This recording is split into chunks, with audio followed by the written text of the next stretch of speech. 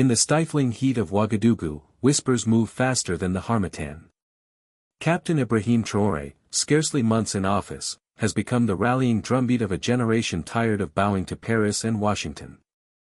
His decree expelling foreign troops and shuttering predatory mining concessions lands like thunder in colonial drawing rooms, and like rain on parched youth. Yet in back rooms of the capital's oldest barracks, a darker drum now beats. A knot of mid-ranking officers, men who once quoted Sankara in cadet mess halls, now mutter that Traoré is too bold, too quick, too dangerous for business.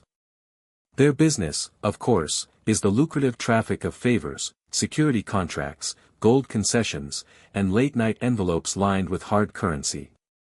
Anonymous envoys feed the discontent, promises of promotions, embassy visas for their families, and a tidy share of power, if the young captain can be erased. The plan is brutally simple.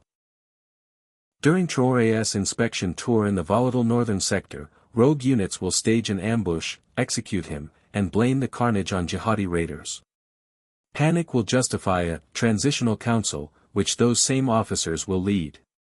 To outside eyes it will look like chaos. To insiders, it will be a tidy reset, foreign advisors back in their villas, mineral royalties flowing once more through offshore accounts.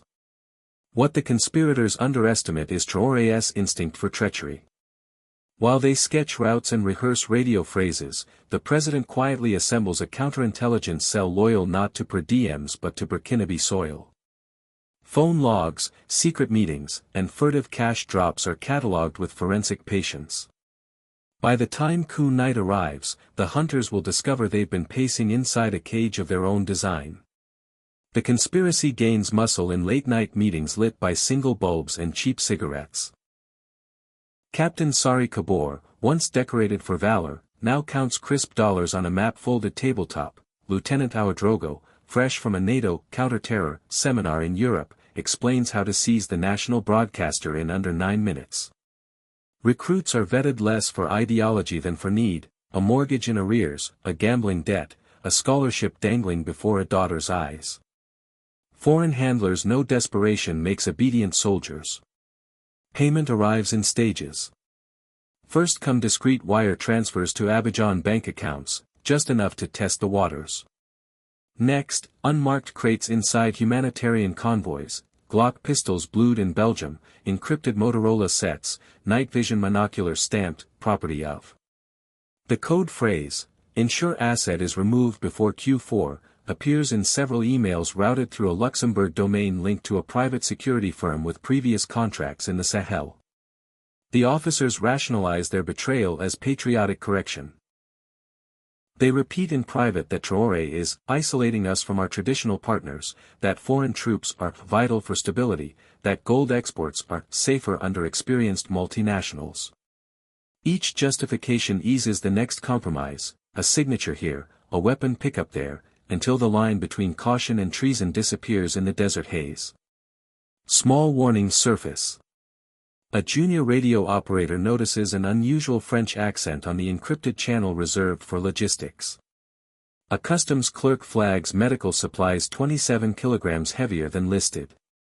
Reports stack on the desk of Major Fatou Zongo, head of the fledgling Internal Security Directorate. She forwards them to one recipient only, the president. Traoré does not strike immediately. He understands that severing one head merely sends another burrowing underground. Instead, he tightens surveillance. Safe house walls sprout microphones, laptop webcams flicker with unasked logins. An undercover corporal with rural diction and honest eyes slips into the conspirators' circle, memorizing passwords and meeting points. Every promise of foreign evacuation, every pledge of post-coup ministerial rank, is quietly archived. By mid-June the plotters have scheduled their strike, 4 o'clock H, 3 days before Independence Day celebrations. The symbolism is deliberate, remove the upstart, before he can parade sovereignty past world cameras. They rehearse the ambush on a disused training range, using cardboard cutouts labeled VIP-1. Confidence hardens into haste, and haste into carelessness. They fail to notice a battered Toyota pickup idling beyond the berm, its driver muttering into a cracked phone, they are ready. When the final green light flashes from an embassy rooftop, it does not reach the rogue officers alone, it illuminates their treason for the very man they intend to kill. July 2, 2347. The garrison lies under curfew hush, but in Block C. An aging concrete hive behind the parade ground, 21 conspirators assemble. Sweat beads on brows despite ceiling fans. They review maps, confirm radio encryptions, check ammunition belts. A captain jokes too loudly about his future office. No one laughs. One floor below, Sergeant Issa Diallo, codename Kuma, Traoré's embedded loyalist, pretends to fumble with an M16 while transmitting a continuous keystroke on a microtransmitter sewn into his cuff. 8 blocks away, Major Zongo's monitoring van blinks blue. Coordinates populate. She murmurs into a handset, and the city begins to close like petals at dusk. 010, traffic police erect random alcohol checks that are anything but random. 022, the main armory's biometric lock fails a systems test, trapping the duty officer inside. 030, street lamps along the getaway route sputter out, engineered darkness for men who suddenly have nowhere to run. Inside Block C, a corporal reaches for bottled water and finds instead a sealed evidence bag, inside, a satellite photo of their meeting taken hours earlier. Panic ricochets off concrete. Doors burst inward. Laser dots pepper chests, safeties click. It ends in 90 silent seconds. Dawn breaks over Ouagadougou as shackled officers emerge, blinking under floodlights. News of arrests precedes them, phones vibrate with rumors. Yet Traoré remains unseen, unheard. His silence unsettles allies and enemies alike. By withholding his voice, he magnifies suspense, letting both nation and foreign sponsors wonder what reckoning awaits. In holding cells, interrogators display spreadsheets of offshore transfers, CCTV stills, intercepted chats. Few speak. One lieutenant finally whispers, "They promised extraction if it went wrong." His interrogator merely slides across a newspaper clipping, "Foreign mission denies links to coup allegations." The implication is clear, there will be no rescue. Outside, painters daub slogans on walls, "La patrie ou la mort, nous vaincrons." The city senses a moment approaching, either a purge that cements sovereignty, or chaos that invites foreign boots back onto Burkinabe sand. Sunrise on July 4 burns crimson behind the presidential esplanade, a vast concrete plain where independence parades normally wind past wooden bleachers. This morning the bleachers stay empty, the crowd gathers instead along improvised barricades, summoned by viral voice notes, "Venez voir les traitors." Families arrive with plastic stools and battered drums. Roadside sellers hawk frozen bissap and the national tricolor freshly printed on cotton. At 8:03 the rumble of troop carriers rolls up Avenue de la Nation.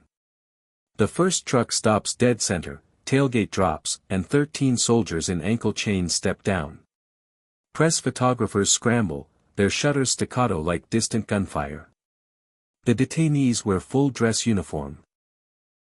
Still bearing ribbons earned on anti-terror fronts, but each jacket is pasted with a single English word, traitor. Gasps ripple. Some onlookers recognize cousins, former classmates, a football coach. An old woman ululates, half in grief, half in fury. Soldiers form a hollow square, G3s at port arms. The captives kneel, dust pluming around polished boots. Silence, then footfalls. Ibrahim Traoré emerges in camouflage fatigues, no body armor, beret tucked at his belt. He carries no speech. Instead, he paces the line, stopping before Captain Kabor, the man once photographed laughing beside him at the Academy rifle range. Mean toy. Traoré's question hangs, as much confession as accusation. Kabor's lips quiver but never open. The president pivots toward the crowd. His voice is low yet rolls effortlessly across the square. These men were offered money, visas, power, yesterday's currency of bondage. They accepted. They traded our children's tomorrow for an embassy cocktail today. But we have replaced fear with memory. We remember Sankara. We remember Kwame Nkrumah. We remember Lumumba. Cheers pulse outward. Drums throb. Traoré raises a fist.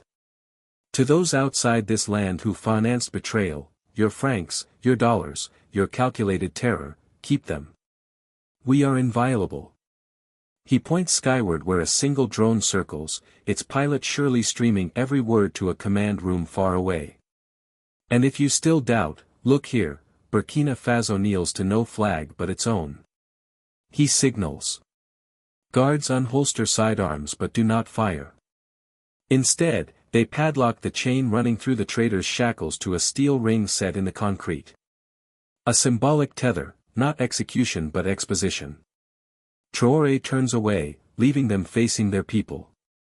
Across Francophone Africa, live streams cascade, Abidjan cafés, Niamey dorm rooms, Bamako market stalls. Hashtags hashtag down with puppets, hashtag free Sahel, and hashtag Traoré challenge trend within hours. Western outlets denounce public humiliation reminiscent of authoritarian show trials, yet cannot ignore audience spikes. By midday, graffiti proliferates, Pa Avandra, scrawled over billboards advertising European telecoms, murals of Traoré shoulder to shoulder with Sankara, rifles slung but eyes forward. Radio hosts recall Sankara's quip, "He who feeds you, controls you." Callers respond, "Then let us farm." In diplomatic quarters, lights stay on past midnight. Analysts draft contingency memos, advising measured response lest sanctions inflame populism. Private investors quietly re-evaluate risk indexes. A different calculus is taking root, the cost of ignoring a youth surge that celebrates sovereignty over subsidies. While chatter swirls, Traoré meets advisors in a windowless room. "We showed the body," he says, "but now we must cure the disease." The cure, he insists, is neither purges nor paranoia, it is irreversible structural change. Laws banning foreign military bases, renegotiated mining contracts, civic education on colonial extraction. "We will not rule by fear of outsiders," he concludes. "We will inoculate with knowledge." That night, Ouagadougou hums with generators projecting the morning footage onto whitewashed walls. Children cheer each time the camera pans from the kneeling soldiers to the defiant flag. Older citizens, once cautious, feel nostalgia blooming into fresh conviction. The parade has done more than shame traitors, it has etched a before and after in collective memory. Tomorrow's battles, economic blockades, cyber smears, diplomatic isolation, await. But for one incandescent day, a small Sahelian republic stands taller than its borders, buoyed by the simplest of messages. Here, sovereignty is visible, and hostile to for sale signs. Major Zongo's forensics team spends 72 relentless hours dissecting seized laptops and phones. The image is complex but unmistakable. 13 distinct Western IP addresses, 7 banking corridors, 3 shell charities, 1 objective, neutralize Ibrahim Traoré. Emails reveal detailed sequencing. Phase 1, cultivate KAF, key actor faction, via leadership seminars. Attachments list trainees' travel itineraries to Brussels, Stuttgart, Jacksonville. Slides teach not counterinsurgency but urban choke point control, broadcast takeover, crisis narrative shaping. 1.pptx file, last edited inside a Virginia time zone, is blunt, end state, friendly transitional authority open to security cooperation. Money flows like irrigation, $2.6 million enters a Mauritian holding company, $600,000 detours through a Lagos fintech startup before surfacing as equipment grants for a Ouagadougou NGO staffed by 2 of the arrested captain's spouses. Zongo overlays timestamps with CCTV, crates offloaded from a UN-painted 4x4, relabeled as medical. Contents: M4 carbines, lithium-ion demolition triggers, Israeli-made optic sight stripped of serials. The breakthrough comes via a sloppy WhatsApp voice note. Software reconstructs a distorted accent, metropolitan French, but with diplomatic formality. He says, La fenêtre si ferme, agissez avant le quatrième trimestre. Metadata pins the call to a tower 2 blocks from a European embassy. That breadcrumb leads to an encrypted Proton mail address which, once mirrored onto a burned server, spills contact logs with a Langley-registered landline. The pattern screams state-sanctioned subversion. Traoré convenes the National Security Council. Ministers urge immediate expulsion of implicated diplomats. The president lifts a palm, evidence first, expulsions later. We act like surgeons, not sledgehammers. Yet he approves one proactive strike, frees all outbound transfers flagged by Zongo's list. By dusk, $4.1 million is locked inside Burkinabe banks, its owners suddenly unreachable. International fallout is swift. The U.S. State Department categorically denies interference yet offers to assist in a transparent investigation. Paris calls for restoration of calm. Traoré's spokesperson replies on national TV, calm was disrupted not by words but by wire transfers. Social media turns that line into a meme, captioning photos of seized dollars, keep your calm, we'll keep our cash. Human rights NGOs warn of creeping authoritarianism. Traoré invites them to audit the detainees' treatment live on camera. They accept, the feed shows clean mattresses, medical checkups, 3 meals. Hashtags shift from hashtag Traoré dictator to hashtag evidence first. Within ECOWAS, reactions split. Some heads of state, wary of their own entanglements, urge quiet diplomacy. Others, Mali, Niger, Guinea, voice solidarity. The Sahel Alliance for Sovereignty, a bloc once theoretical, now drafts a charter, mutual defense against extracontinental subversion, whether economic, cyber, or kinetic. As paperwork mounts, so do public expectations. University forums buzz, how will Burkina Faso replace lost investment? How to fund the army without Western aid? Traoré orders a 20% slash in presidential expenses, auctions surplus government SUVs, and announces a minerals for infrastructure deal with a consortium led by Indonesia and the UAE. Critics cry, dependency shift, but students cheer projects that finally build dormitories instead of profit margins abroad. Major Zongo's final report lands on the president's desk, 1,200 pages of time-stamped conspiracy. Traoré reads the executive summary, signs a single directive, released to public domain. Within hours, PDFs flood Telegram channels, citizens browse annexes like binge drama. Transparency, once a slogan, is now spectacle. The coup's sponsors thought secrecy their shield. Traoré turns secrecy into spotlight, weaponizing truth. For every sanction threatened, a dossier emerges. Colonial-era massacres, unfair tax treaties, present-day corporate fraud. Foreign ministries, fearing reputational blowback, begin to hedge. A senior EU official admits on background, he's playing chess with declassified files. Hard to sanction someone wielding your own archives. By week's end, the narrative has flipped, from strongman survives coup to young republic exposes 21st century colonialism. Traoré understands momentum is currency, he spends it to negotiate debt relief with BRICS lenders, citing the economic sabotage uncovered.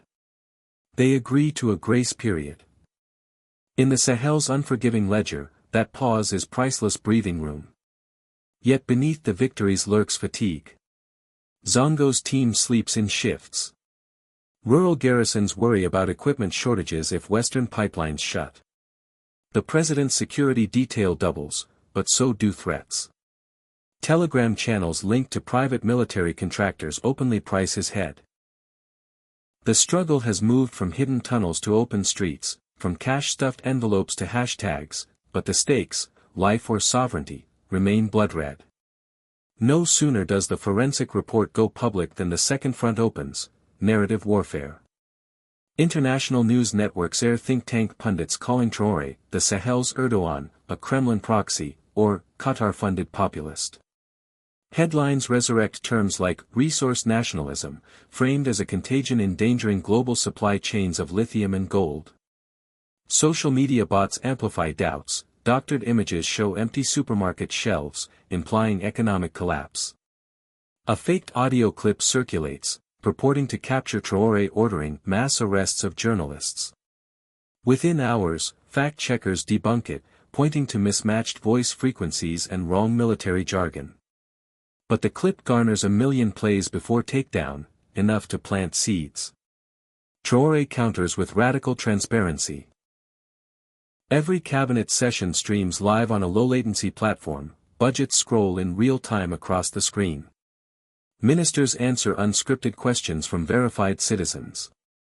Viewership rivals football matches. China and Turkey offer anti-bot cyber assistance.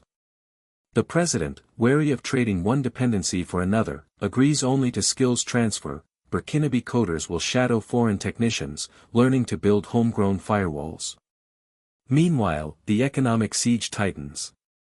2 French-owned mining giants declare force majeure, suspending operations. The CFA franc, still tied to the French treasury, wobbles. Traoré stuns markets by announcing a phased switch to a new Sahelian currency backed by a basket of gold, lithium, and cattle futures. West African central banks gasp. Street vendors shrug and continue trading via mobile money platforms pegged to grams of gold. Food imports become the next pressure point. Washington proposes targeted agricultural sanctions, citing regional instability. Traoré preempts by signing barter deals, sorghum from Sudan, rice from Guyana, paid in future lithium shipments. Cargo planes land within a fortnight. Hashtag feed yourself trend alongside cooking shows teaching millet recipes. Inside boardrooms of Paris and Washington, frustration rises. Each punitive lever seems blunted by agile improvisation. A leaked cable complains, he anticipates moves as if briefed. Analysts overlook the obvious. Traoré's playbook is drawn from Sankara's 1980s self-reliance campaign, available in any public library. Domestically, sacrifices bite. Fuel prices spike, rolling blackouts darken Ouagadougou evenings. Yet community groups organize candlelit study circles where lecturers explain Bretton Woods systems and Francophone monetary history. Resistance morphs into civic education. An elderly vendor tells a reporter, the lights may be off, but now we see. Security threats persist. A convoy near the manganese belt hits a sophisticated IED identical to models used by a North African PMC. Traoré responds not just militarily but financially, authorizing reward bounties payable in the forthcoming Sahel currency for information leading to arms smugglers. Tip lines explode. Within days, gendarmerie intercept a clandestine arms drop guided by satellite coordinates from a European phone. International institutions falter. The IMF postpones a mission, citing safety. Traoré retorts, our books are open online, visit digitally. The World Bank freezes a hydrodam loan. Traoré teleconferences with the African Development Bank and secures alternate funding within 48 hours. Throughout, his refrain remains, dignity is non-negotiable. Critics call it bravado, supporters call it medicine. Either way, the siege becomes a test of who tires first, a landlocked republic of 20 million or an empire of narratives accustomed to swift compliance. From Bamako to Bissau, the Burkinabe drama reverberates like a gem. Malian street artists spray paint Traoré beside Sankara and Che Guevara. Nigerian student unions debate abandoning the CFA franc, waiving Burkina's forensic report as Exhibit A of external meddling. In Accra, Ghana's opposition party references Traoré while demanding audits of mining concessions. ECOWAS splits down the middle. Coastal economies reliant on French credit lines urge restraint, warning of regional contagion. Landlocked Sahel states see opportunity, a bloc built on mineral wealth and mutual security rather than donor conferences. Informal talks in Niamey sketch a joint lithium refinery, African ores refined on African soil. International media pivots. Early caricatures of boy soldier strongmen give way to panel discussions on new Pan-Africanism. Opinion pieces ask whether France's era of unquestioned influence has ended. Traoré remains wary, global flattery can seduce as effectively as military aid. Inside Burkina Faso, the youth movement consolidates into neighborhood committees for sovereignty. They repair potholes, organize crop exchange networks, and run evening literacy classes projecting documentaries about Patrice Lumumba on mud brick walls. Critics worry about vigilantism, but crime rates drop, and communal granaries re-emerge. Traoré capitalizes on the momentum by proposing a Sahel People's University, tuition-free engineering courses funded by modest royalties on every ton of gold or lithium exported. Foreign investors grumble, local enrollment quadruples projections. Meanwhile, exiled oligarchs convene in Abidjan lounges, plotting economic countermeasures. They lobby Washington for heavier sanctions, they hire consulting firms to craft civil society campaigns painting Traoré as anti-business. Yet polls inside Burkina Faso show 78% approval, cutting across ethnic and urban-rural lines. The continental echo chamber grows louder, feeding back into itself until what began as a coup attempt against one captain now threatens to redraw the ideological map of West Africa. August's first weekend should bring the mango rains, brief, cooling showers that perfume the savannah. Instead, Ouagadougou wakes to bone-dry skies. Meteorologists forecast another sweltering day. Then, at 11:17, clouds condense out of nowhere above the northern suburb of Tampoui. Rain drums rooftops for precisely 90 seconds, drenching red earth into dark chocolate. Residents rush outside, and freeze. Boot prints appear where no one stands, filling like molds with muddy water. Within minutes, neighborhood alerts ping. Gendarmerie converge and uncover a cache of Belgian-made rifles wrapped in tarps. Nearby, a house rented by aid workers yields sat phones still logged into overseas numbers. State TV broadcasts drone footage of the burst cloud, speculating about atmospheric anomalies. Social media declares it la pluie patriotique, the patriotic rain, proof, believers say, that even the skies choose sides. Skeptics cite coincidence, but the optics are irresistible, nature unmasking spies where human patrols might fail. Traoré seizes the teachable moment. In an unscripted address, he likens foreign interference to drought, invisible until our crops wither. He announces a citizen whistleblower platform, submit suspicious sightings, get rewarded in the soon-to-launch Sahel currency. Within 48 hours, 3,000 tips flood servers. France's foreign ministry dismisses the Tampoui raid as domestic policing. U.S. spokespeople repeat that phrase. African commentators retort. If it's domestic, kindly stay out of it. Hashtag domestic policing morphs into satire, appended to memes of colonial soldiers packing bags. For Burkina Faso, the rain marks psychological turning. Where once citizens waited for military patrols to protect them, they now believe the land itself tags trespassers. Rational or not, the sentiment fuels vigilance, and makes covert operations exponentially harder. Every unmarked van becomes suspect, every idle telecom mast a potential spy perch. In geopolitical chess, perception can trump material. One 90-second downpour may have tipped the board. By September, Traoré's cabinet finalizes the doctrine of dignity, a triptych of laws that codify the revolution's slogans into enforceable policy. Article 1, Territorial Integrity. All foreign military facilities shall close within 12 months unless ratified by a 2/3 popular referendum. Private security firms operating drones or armed convoys must submit to joint command with the Burkinabe Armed Forces. Article 2, Resource Sovereignty. Any extraction license older than 10 years faces mandatory renegotiation under a 70/30 value split, favoring the state. Firms refusing are subject to expropriation with symbolic compensation of 1 CFA franc for every tormented day under colonial contracts. Article 3, Civic Vigilance. Secondary schools introduce a compulsory module on colonial history, debt traps, and media literacy. Graduates must complete a year of community service, building infrastructure or tutoring, before applying for government jobs. Western chancelleries brand the doctrine xenophobic. Pan-African scholars hail it as precedent.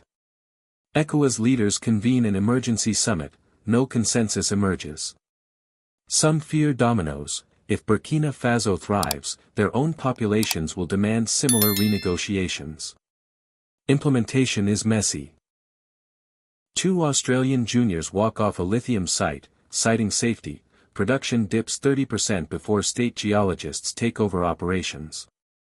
Chinese engineers arrive, provoking murmurs of new boss, same chains. Traoré publicly posts the contract, interest rates capped, arbitration seated in Addis Ababa, technology transfer clauses mandatory. Transparency again blunts critique. The doctrine's most controversial piece is psychological. Billboards read, "The only invader who can harm us is ignorance." Weekly radio quizzes reward listeners who answer questions about the CFA francs peg or the uranium trade imbalance with Niger. Prizes, sacks of millet or prepaid data bundles, small but tangible. Foreign analysts focus on GDP dip projections, Traoré focuses on morale charts. His internal polling shows trust in national institutions at a 20-year high. If dignity costs us a recession, he tells advisors, we will eat cassava with pride and wait it out. As Harmattan winds gather for another season, Ouagadougou's skyline remains low, minarets, telecom masts, the skeletal frames of new student dorms. In the evenings, generator hums mingle with debates spilling from cafes onto sidewalks. Could Niger join the doctrine of dignity? Will France retaliate harder? How soon before the new currency prints? Traoré walks those streets without convoy when he can, nodding to vendors who now stock locally milled rice. He knows momentum is fickle, revolutions ossify, leaders grow blind. Yet for now, the city's pulse aligns with his own, urgent, wary, alive. Diplomatic cables warn that Burkina Faso has crossed the Rubicon. Perhaps. But rivers, once crossed, also irrigate new fields. Across West Africa, murals of Sankara now share wall space with the young captain who dared to finish what his predecessor began, severing the last external strings and trusting a battered nation to stand on calloused feet. The failed coup of July fades into lore told around kettle fires, how traitors knelt beneath the sun, how rain exposed spies, how a small republic outstared giants. History may yet swing back, empires do not cede quietly. But for one turning point year, Burkina Faso spoke in its own tongue, and the echo carries still on the Sahel wind, repeating a single, stubborn promise, we are not for sale.